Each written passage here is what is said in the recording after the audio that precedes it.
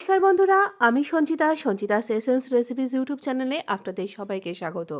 একটা ভীষণ healthy breakfast recipe আপনার জন্য।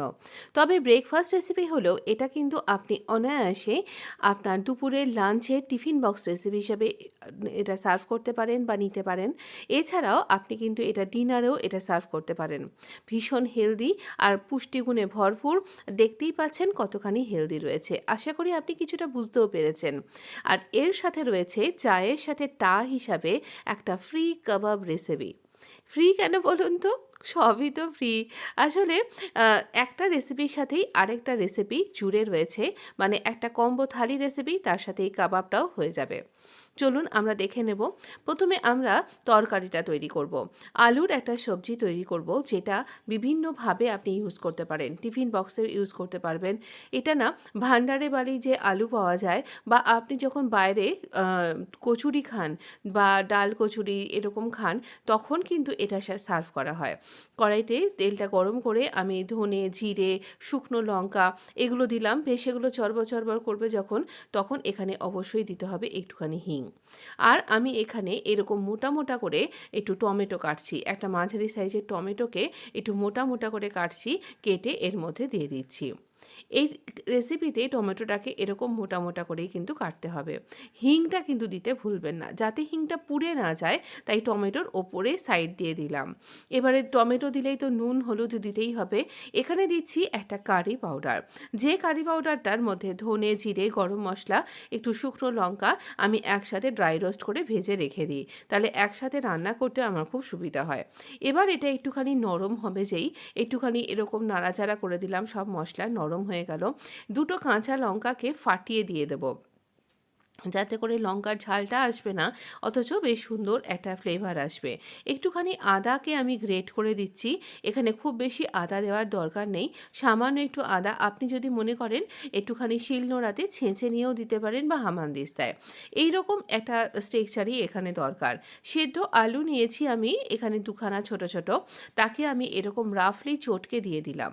এখানে এরকমভাবে এলোমেলো করে ভেঙেই কিন্তু এই আলুর সবজিটা তৈরি হয়। আপনি এটা এরকমভাবে একদিন করে দেখবেন। আমরা না একে আলু ডালও বলে থাকি অনেক জায়গায়।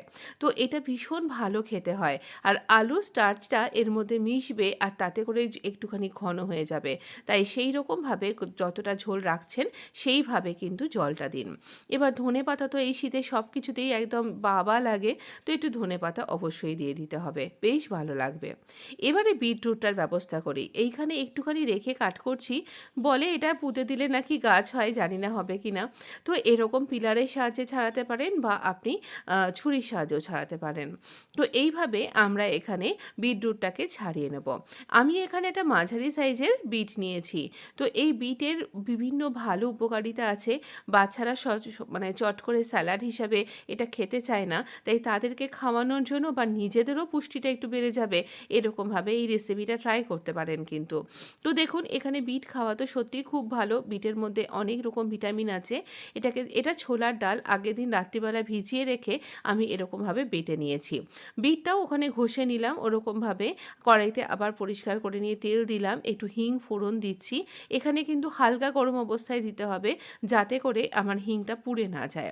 যেই হিঙের গন্ধটা বেরোতে শুরু করে দেবে, সেই সময় আমরা দিয়ে দেবো এখানে ছোলার ডালের বাটাটা। এই ছোলার ডালটা আমি কোনো মশলা ছাড়াই শুধু বেটে রেখেছি, এমনকি নুন পর্যন্ত দেওয়া নেই। এই রেসিপিটার মধ্যে একই সাথে আপনি বিটের পুষ্টিগুণের সাথে এই ছোলার ডালের যা কিছু ভালো পুষ্টিগুণ আছে, সেটাও কিন্তু আপনি পেয়ে যাবেন। আমার হাতটা বিটের লাল হয়ে রয়েছে বলে, ডালটা এরকম হাত দিয়ে চাঁচছি বলে লাল হয়ে বেরোচ্ছে। এর মধ্যে সত্যি আর অন্য কোনো কিছু দেওয়া নেই। এইরকমভাবে বিট আর ছোলার ডাল মিশিয়ে একদিন পরোটা করে দেখবেন। ভীষণ সুন্দর খেতে হয় কিন্তু। অবশ্যই ট্রাই করবেন। আর একদম ইয়ামি খেতে। না তো ডাল বোঝা যাচ্ছে, আর না ছোলার ডালের সাথে এই যখন বিটরুটটা মিশে যাবে, বাচ্চারা না কালার খুব ভালোবাসে। তো খেতে তাদের দেখেই ভালো লাগবে, তো খাবে তো বটেই। এখানে নুন দিয়ে দিলাম, একটু মিষ্টি হবে। তো এখানে মিষ্টি দিয়ে দিলাম, আর ওই যে ভাজা কারি পাউডারটা ছিল সেটাও কিন্তু দিয়ে দিলাম। এটার মধ্যে ঠিক কী ইনগ্রিডিয়েন্টস দিয়েছি আমি আমি কিন্তু এই মাছের কচুরি যেখানে সার্ভ করেছি সেইখানে কিন্তু আমি পুরো লিখে দিয়ে দিয়েছি। আজ আর কিছু লিখলাম না। এইরকমভাবে ভালো করে নাড়াচাড়া করব আর একদম পুরটাকে ড্রাই করে আমরা এখানে কুক করে নেব। দেখবেন কড়া থেকে একদম ছেড়ে চলে আসবে, সেই পর্যন্ত কিন্তু এটাকে রান্না করতে হবে। যদি আমাদের পুরটা একটু ভেজা থাকে তাহলে কিন্তু পরোটাটা ভালো করে হবে না। আর আরও একটা ব্যাপার, আপনি যদি মনে এরকম দেখুন হাতে নিলে পারে একটা গোল বলের মতন তৈরি হবে, তার মানে আপনার এটা রেডি। এবার এটাকে আমরা ঠান্ডা করতে দেব। এই পুরটাকে ঠান্ডা করব। আরও একটা ব্যাপার, আপনি কিন্তু এটা শুধুমাত্র পরোটা না, আপনি মনে করলে বিটের কচুরিও এই স্টাফিংটা ভরে করতে পারেন। আমি অত বেশি ডিপ ফ্রাইড তো খাই না, তো আমার মনে হলো এই পরোটা রেসিপিটা আপনার জন্য একদম পারফেক্ট, যদি আপনি আমারই মতন হেলথ কনসাস হয়ে থাকেন। এবার এই রকমভাবে আমরা পুরটা ভরে নিলাম। আমি এখানে বেশ কয়েক রকমভাবে দেখিয়ে দিচ্ছি, আপনি প্রত্যেকটা দেখতে থাকুন। এটা সাধারণ একদম যেরকমভাবে আমরা করে থাকি সাধারণত। তো এখানে এইভাবে আমরা একটু বেলে নেব, খুব বেশি পাতলা করবেন না আর বেশি মোটাও রাখবেন না, সব দিকে যেন সমানভাবে ছড়িয়ে যায়। দেখলেন তো আমি ময়দা দিয়ে এটা একটু বেললাম আর এখানে কিন্তু কোথাও পুরটা বেরিয়ে যায়নি, একদম সমানভাবে সমস্ত দিকে ছড়িয়ে পড়বে। এরকমই সাধারণত করা হয়ে থাকে। এবারে আমি একদম পাতলা করে এই রুটিটাকে বেলে নিচ্ছি। দেখুন যতটা বড় করা যাবে। আমি এখানে আচ্ছা কী দিয়ে এটা মেখেছি, আমি এখানে সমান 1 বাটি আটা 1 বাটি ময়দা এইভাবে রেশিও নিয়েছি, কোনো তেল ব্যবহার করিনি, সামান্য একটুখানি নুন দিয়েছি। এবার 2 চামচ পুর এখানে আমি মাঝখানটাতে রাখছি এরকমভাবে। এটা না তাদের জন্য যারা একদম নিউ বিগিনার্স, একদম কিছুই করতে পারেন না ঠিকঠাকভাবে, একদম সবেমাত্র রান্নাঘরে পা দিয়েছেন সেই রকম ছোটদের জন্য। তো এই রকমভাবে আমরা যদি এটাকে ফোল্ড করে দিই মোগলাই পরোটার মতন হয়ে যাবে, অথচ এর পুরটা বাইরে বেরোবে না। এবার আরও একটা, এটা খুব ট্রেন্ডিং জানেন তো, এখানে আপনি এর সাথে আরও অনেক কিছু পুর ভরতে পারেন। মানে আপনি এর সাথে মনে করছেন আপনি টিফিনে নিয়ে যাবেন লাঞ্চে, তাহলে একটু স্যালাড, একটু চিজ, একটু পনির, এরকম অনেক কিছু দিতে পারেন। আমি বলে দিচ্ছি। আর এটাকেও বড় পাতলা করে বেললাম, এরকম মাঝখান থেকে কোনা করে একটু কাটবো, সামান্য একটুখানি এইখানে একটা ফিলিং ভরছি আমি। এবার যে বাকি এটাকে 4 টুকরো করে নিন মনে মনে। তো 4টে দিকেও কিন্তু আপনি আরও অনেক কিছু ভরতে পারেন, মানে স্যালাড দিলেন মনে করুন একটায়, পনির দিলেন, একটু চিজ দিলেন, তাহলে খেতে আরও ভালো হবে। এটা একদম ভরপুর একটা কম্প্যাক্ট লাঞ্চ মেনুও হতে পারে এইভাবে। তো সব রকমভাবেই আপনার সাথে আইডিয়া শেয়ার করলাম, কোনটা আপনার ভালো লাগলো, কেন ভালো লাগলো আমাকে অবশ্যই জানাবেন। এমনিতেই এখানে আটার সাথে সবজি যাচ্ছে, তার সাথে ডাল যাচ্ছে, একটা কমপ্লিট মিল তো তৈরি হয়েই যাবে। তার সাথে যদি আপনি এইভাবে খান তাহলে সত্যিই আপনার অনেকখানি ফিলিং হয়ে যাবে, প্লাস এর পুষ্টিগুণ তো রয়েইছে। তো আমরা এখানে, আমি যেহেতু ছোলার ডালটা মিশিয়েছি তাই জন্য বিটের কালারটা খুব বেশি ডার্ক হয়নি, আর আমি একটাই বিট মিশিয়েছি সেই জন্য। তাহলেও এটা অপূর্ব খেতে হয়েছিল, যা বলছি আর কি। তো এইরকমভাবে ভালো করে আমরা এটাকে বেলে নেব, নর্মাল যেরকম বেললাম সেরকমই দেখালাম আপনাকে। এবার তাওয়াটা ভালো করে গরম করতে দিয়েছিলাম, প্রথমে এইটাকে সেঁকছি। দেখুন এটা না, যারা একদম অনেকেই আছেন একটু সবেমাত্র রান্নাঘরে পা দিয়েছেন, একটু ছোটরা, তাদের জন্য এটা একদম পারফেক্ট। একদম যাদের একদম ফেটে যায় পরোটার পুর, তাদের জন্য এটা একদম ঠিকঠাক। কোথাও দিয়ে আপনার পরোটার পুরটা ফেটে বেরিয়ে যাবে না, কারণ আপনি সব দিক সিল করে দিয়েছেন।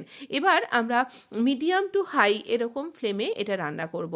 খুব বেশি যদি হাই ফ্লেমে দেন, এখানে কিন্তু ভেতরের পরতগুলো কিন্তু কাঁচা থাকবে। দেখুন একটু ফুলে যাচ্ছে, সেই অবস্থায় দুটো দিক ভালোভাবে সেঁকা হয়ে গেছে, সেই অবস্থায় আমরা একটুখানি তেল দিচ্ছি। আপনি ইচ্ছা করলে ঘি দিয়েও কিন্তু এটা ভাজতে পারেন। এবার সমস্ত দিককে ভালো করে চেপে একটু ভাজবো, দেখছেন কতখানি ফুলে যাচ্ছে, পুরোটাই বলের মতন ফুলে গেল। এই রকমই বল হয়ে ফুলে যাবে প্রত্যেকটা পরোটা। এবার দেখি অন্য একটা পরোটা, এই পরোটাটাকে দিয়ে দিয়েছি। এবার এটাকেও এরকম এপিট ওপিট করে ভালো করে ভেজে নেব। একই সাথে যদি দুটো ভাজা যায় তাহলে একটুখানি সময়টা কম হয়, তাড়াতাড়ি হয়ে যায়। একসাথে যখন অনেকে সার্ভ করছেন, সবাই খেতে বসে যাচ্ছে, তো সেই সময়তে একটু তাড়াতাড়ি করার জন্য আমি একসাথে অনেক সময় 2 বা 3টে পরোটাও একসাথে ভেজে নিই, কিন্তু প্রত্যেকটাই ফোলে। আপনি এক্ষেত্রেও দেখতে পাবেন প্রত্যেকটাই ফুলছে। তো এইভাবে কিন্তু অনেক সহজে অনেক তাড়াতাড়ি এভাবে করে নেওয়া যায়। আপনার যদি আমার এই রেসিপি ভিডিওগুলো ভালো লেগে থাকে, আমার এই টিপস ট্রিক্স এই সব কিছু যদি আপনার ভালো লেগে থাকে, তাহলে অবশ্য করে আমার চ্যানেলটাকে সাবস্ক্রাইব করে নোটিফিকেশানটা অন করে দেবেন। আমি প্রায় ভিডিও আপলোড করে থাকি, প্রায় রোজই, তো অবশ্য করেই আপনার কাছে নোটিফিকেশান পৌঁছে যাবে।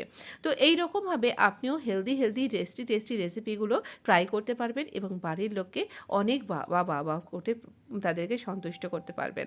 দেখুন আমাদের পরোটা কিন্তু একদম রেডি হয়ে গেছে। চলুন আমরা এখানে সার্ভ করে দেব। এখানে গরম, গরম পরোটা আর গরম, গরম আলুর সবজি একদম দুর্দান্ত কিন্তু। আমি এখানে একটা বানানা লিভস নিয়ে নিয়েছি। আর এখানে ঠিক যেরকমভাবে আমরা যখন বাইরে কোথাও খাই সেই ফিলিংসটা আনার জন্য আমি এখানে বানানা লিভসের উপরে সার্ভ করছি। আর এখানে আলুর সবজিটা দিয়ে দিলাম আর তার সাথে দিয়ে দিচ্ছি এই পরোটাটা। দুর্দান্ত একটা কম্বো থালি রেসিপি। এই শীতের দিনে অনেক সময়তে হয় যে ঠান্ডার মধ্যে অনেক কিছু রান্না করতে ইচ্ছা করছে না, তাহলে এই থালি রেসিপিটা অবশ্যই একদিনকে ট্রাই করতে পারেন। কেমন লাগলো রেসিপিটা? চলুন আগে দেখিয়ে দিই আমাদের পরোটাটা ভেতর থেকে কেমন হয়েছে। আমি সেটাও আপনার সাথে শেয়ার করছি। এবার এইখানে কিছুটা পুর আমার বেঁচে গেছিলো, তাকে এরকম গোল্লা, গোল্লা করে আমি ওই তাওয়ার মধ্যেই শ্যালো ফ্রাই করেছি। যেটা না আমি শ্যুট করতে ভুলে গেছি। তবে এই কাবাবের, বিটরুট কাবাবের কিন্তু আলাদা রেসিপি আমার চ্যানেলে আছে। আমি আই বাটনে কিংবা ডেসক্রিপশন বক্সে দিয়ে দেবো। আপনি একটু চেক করতে পারেন। না হলে পারে আমার স্ন্যাক্স যে প্লেলিস্টটা আছে সেটা একবার চেক করে নিন। অনেক কিছু হেলদি স্ন্যাক্স আপনি পেয়ে যাবেন। দেখুন থালিটা কীরকম দেখতে লাগছে বলুন তো? এবার একটু ছিঁড়ে-টিড়ে দেখিয়ে দিই ভেতরটা কীরকম স্টাফিং হয়েছে। ওয়াও! আমার তো আবারও খেতে ইচ্ছা করছে। আমি আবার বানিয়ে আবার আপনাকে অন্য রকমভাবে সার্ভ করে দেখাবো। অবশ্যই ভালো থাকবেন, সুস্থ থাকবেন, হেলদি থাকুন। অবশ্যই আপনার সাথে দেখা হচ্ছে খুব তাড়াতাড়ি। হ্যাঁ, গলার ভয়েসটা একটু অন্যরকম হয়তো আপনার লাগতে পারে। বেশ কিছুদিন ধরে ঠান্ডা লাগার সমস্যায় ভুগছি। ভালো থাকবেন। ধন্যবাদ বন্ধু।